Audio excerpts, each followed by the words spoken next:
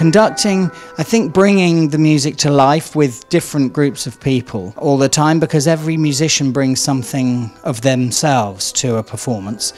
So every orchestra is different. So every time you play a piece of music, you're trying to show the musicians how you feel the composer intended it to go, but equally you want to encourage them to contribute and express themselves. In terms of composing, that is it's a real skill, as we can see actually from the work of John Williams, who is an absolute master, particularly obviously in film music. But creating something, coming up with melodic and harmonic and rhythmic ideas, and then hearing it, that's a very rewarding thing.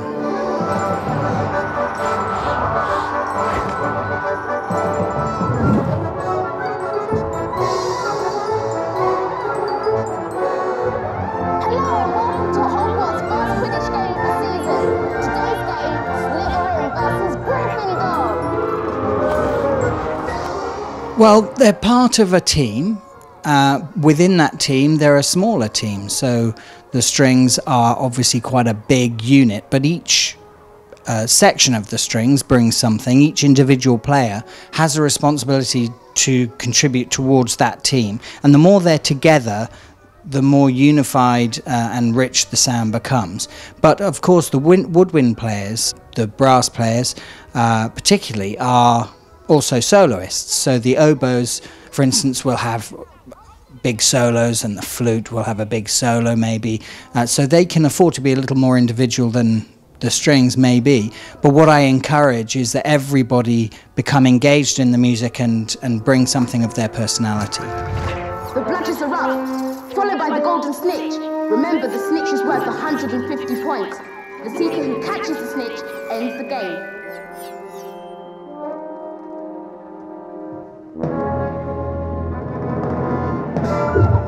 Is released, and the game begins. Well, I suppose what I try to do is to make everybody feel that they are totally included. There are times in rehearsal when they're not playing, there are times in performance when they're not playing, but they have to remain engaged, because often what happens in rehearsal is that you are working with something, with the strings for instance, but later on the woodwind players will play the same music, so you're hoping that the woodwind players will be listening to what the strings are doing in order to apply it to when they play it. Most Western classical music, the strings have the majority of the time that they're playing, so you tend to be working with them a lot. But I mean, everybody is crucial to the sound of an orchestra, so I try to make sure that we're all part of the same team. Well, I suppose the main difference seems obvious, which is that you're trying to make the music fit the picture. In a classical concert, you can decide to change the way you do it, shape a phrase differently, or play slightly faster or slightly slower. With the movie, you have to match the movie exactly as John Williams intended, because he wrote very specifically for the picture, and there are lots of edits that on the film that you want to try to hit.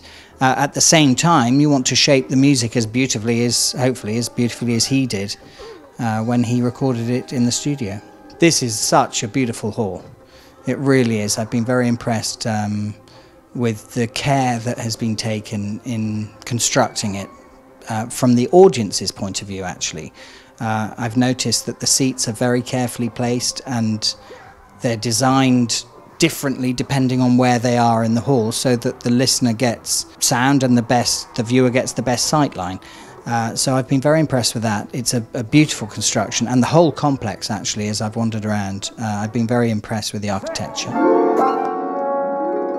He's got the snitch! Harry Potter receives 150 points for catching the snitch. Gryffindor wins!